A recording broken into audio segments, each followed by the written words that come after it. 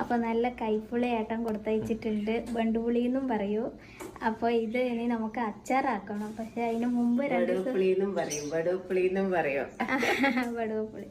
അപ്പോൾ ഇത് അച്ചാറാക്കാം. ചെറിയൊരു കയ്പുണ്ടാവും അച്ചാറ്. അപ്പോൾ ഇത് നമുക്ക് പെട്ടെന്ന് അച്ചാറാക്കുന്നെങ്കിൽ നമുക്ക് ചൂടുവെള്ളത്തിലിട്ട് വേവിച്ചിട്ട് അങ്ങനെ അച്ചാറാക്കാം.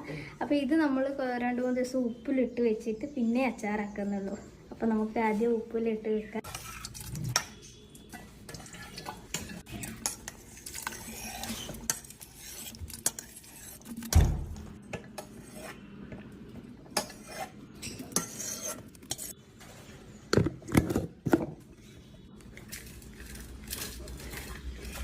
അപ്പോൾ ചെറുതായിട്ട് മുറിച്ചിട്ടിട്ട് ഉപ്പ് ഇട്ടിട്ട് കുപ്പിയിലാക്കി വെച്ചിട്ടുണ്ട്. ഇനി 2 ദിവസം കഴിഞ്ഞിട്ട് മസാലയെല്ലാം കൂട്ടിയിട്ട് നമ്മൾ അച്ചാറാക്കും. അപ്പോൾ ഇങ്ങനെ അല്ലാണ്ട് വേറെ തരത്തിൽ അങ്ങനെ അച്ചാറാക്കുന്നുണ്ടെങ്കിൽ പറഞ്ഞു തരണേ.